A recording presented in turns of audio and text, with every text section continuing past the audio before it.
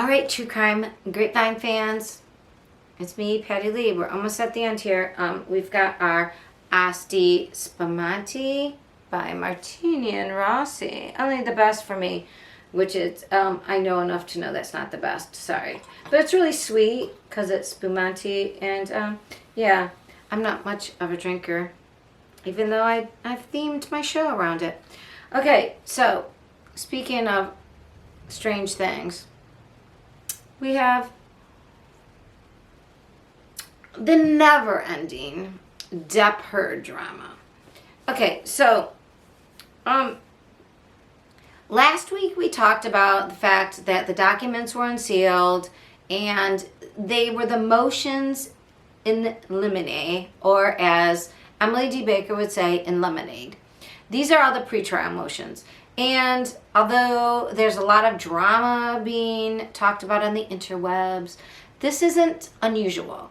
And the biggest case and the biggest problem I had with it has to do about people misreading and the mainstream media misinterpreting. And there was one, we talked about it before, the Daily Beast put out an article and they only put out part of it.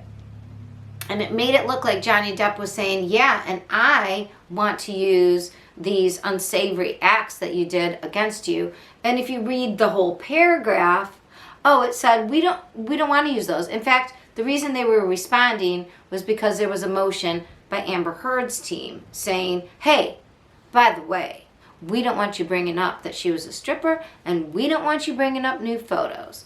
And because she was alleging he beat the crap out of her, he was saying, look, we never, and they said legally, I'm going to say it in my terms, but they used legal language to say, we did not say that we were going to do this. We did not intend to use this stuff, but we do reserve the right to use certain photos. Basically, if she had a nude photo on the day that she said she was beat, and the nude photo shows that she wasn't beaten, hello, that's evidence.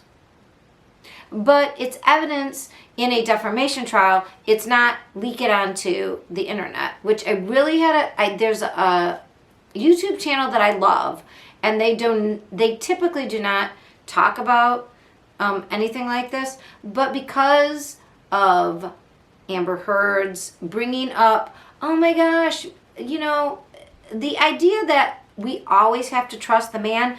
If you are watching my videos, you will know that today I talked about a case that was brought up in my episode 8, which was the Courtney Clenny OnlyFans case.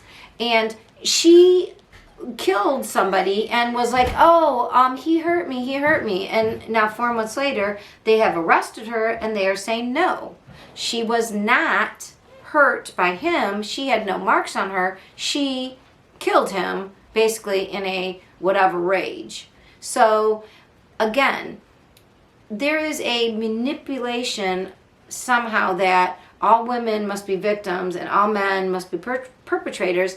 And this case, the Depp Heard case, has been adjudicated by a jury. And if you watched the trial, by the millions who watched the trial, it was clear, there was absolutely zero evidence that the man was abusing the woman. And actually, like this Clenny case of Courtney, the OnlyFans model, there's a lot of evidence that she not only was the perpetrator in this case, but she had done that with previous people, that there was a pattern in the past. So I have a problem with this mainstream media's misinformation, because we, even in the face of all evidence, to continue pushing this, because the line of argument is division. Women should hate men. Divide women. In other articles, it's black people should hate white people and white people should hate black people. Or Democrats should hate Republicans. Republicans should hate Democrats. It's all about division. All right, true crime grapevine fans, I was just talking about the problem with the mainstream media and the Depp Heard case, and the fact that we are not getting clear information from the mainstream media, and just making sure I get all my points here down.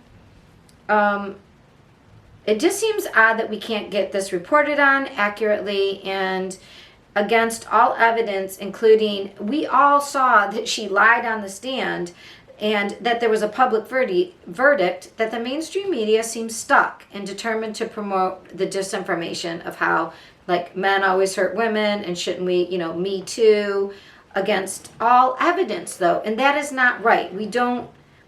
Yes, we believe all women, but not when the evidence is against them. We believe all victims is what we really should believe. And I think we can get behind that.